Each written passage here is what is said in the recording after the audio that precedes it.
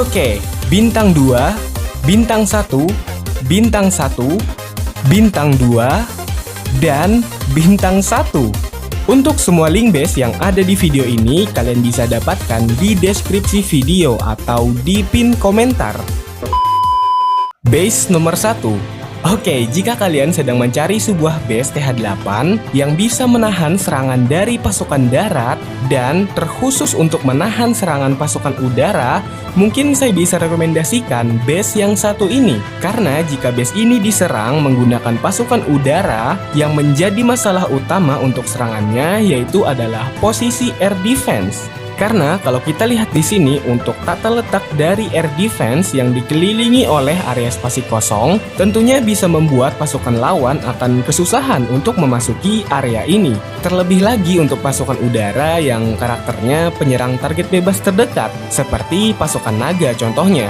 Jadi ya tidak menutup kemungkinan untuk pasukan udara lawan akan melewati begitu saja pertahanan air defense kita ini. Dan ya alhasil pasukan udara lawan akan habis diserang oleh pertahanan udara kita ini, yang posisinya bisa saya bilang lumayan cukup aman lah ya.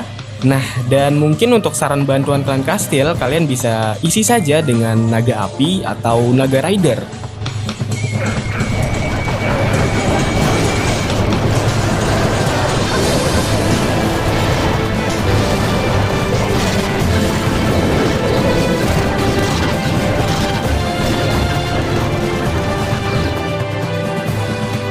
Base nomor 2. Nah, oke, jika untuk base sebelumnya lebih difokuskan untuk menahan pasukan udara, kali ini saya ada rekomendasi base untuk kalian yang mungkin pengen lebih menahan dari pasukan darat. Karena ya jika kita lihat secara sekilas untuk base-nya, pasti kalian akan langsung menyadari sesuatu lah ya. Dimana bentuk dari base ini yang membentuk semacam labirin gitu. Namun, masing-masing ruangan itu dipisahkan oleh tembok. Tentunya kondisi seperti ini akan sangat merepotkan sekali ya bagi pasukan darat, karena harus menghancurkan tembok terlebih dahulu untuk memasuki ruangan berikutnya. Dan ya mungkin kita bisa berharap dari proses itu lawan akan kehilangan banyak waktu dan akan kehabisan waktu di akhiran. Terlebih lagi mungkin jika di sini area pusat base-nya itu gagal untuk dihancurkan, maka pertahanan pusat kita ini bisa dengan mudahnya untuk menyerang pasukan lawan yang sedang terperangkap di salah satu ruangan dari base ini. Dan ya mungkin untuk saran bantuan klan kastil, kalian bisa isi saja lagi-lagi dengan naga api atau juga naga rider.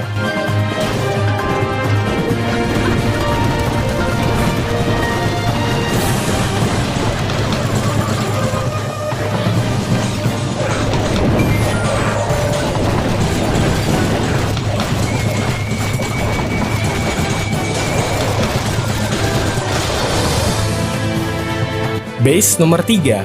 Oke, jadi untuk base berikutnya ini adalah sebuah base yang diberi nama konsep ring base. Dan untuk ring base itu sendiri sebetulnya bisa menahan serangan dari pasukan darat maupun udara. Tentunya dengan cukup efektif ya, karena tujuan dari ring base itu sebenarnya cuma satu, yaitu untuk membuat pasukan lawan berputar mengelilingi base ini dan membiarkan pertahanan pusat base kita itu untuk menyerang pasukan lawan yang sedang sibuk memutari base kita ini. Udah, sesimpel itu untuk konsep dari ring base ini. Jadi nggak peduli mau itu pasukan udara kah atau pasukan darat kah, intinya ya tujuannya sama-sama untuk dibikin memutari dari base ini. Nah, mungkin tipikal base seperti ini bisa disupport lagi dengan penempatan jebakan yang presisi tentunya, dan juga isi bantuan klan kastil yang bisa lumayan mengulur waktu gitu. Contohnya ya seperti Golem Ice mungkin, atau Root Rider, PK, dan pasukan dengan hit point tinggi lainnya.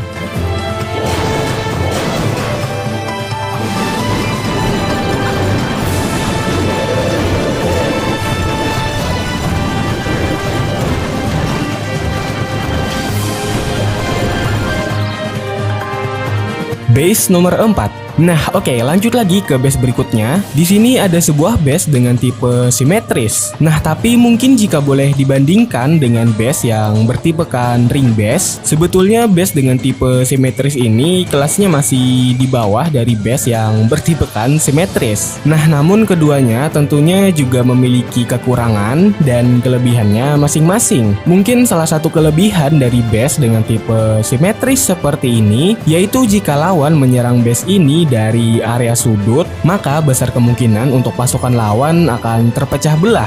Jadi misal nyerang dari sini, nanti pasukannya ada yang akan ke area sana dan juga ke area sana. Dan ini berlaku untuk semua sudut dari base ini. Nah, jadi dengan terpecahnya pasukan lawan, ya harapannya pertahanan kita akan menjadi lebih mudah untuk menghabisi pasukan lawan yang sedang terpecah tersebut. Dan mungkin untuk saran bantuan klan kastil, kalian bisa isi saja dengan naga api atau naga rider.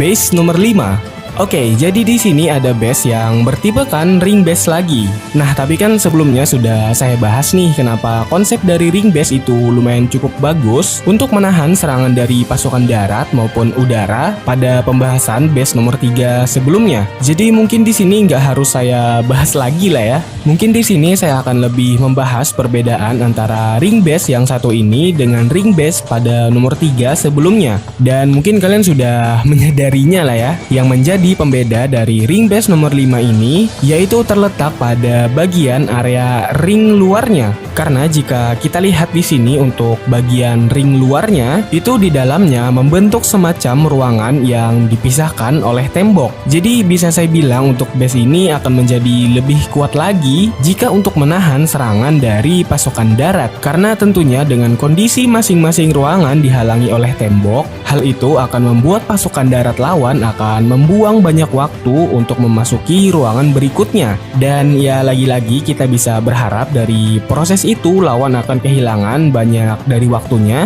dan pada akhirnya akan kehabisan waktu. Nah, mungkin untuk saran bantuan klan kastil, kalian bisa isi dengan Golem Ace, Root Rider, atau juga PK. Intinya untuk lebih mengulur waktu bagi pasukan lawan.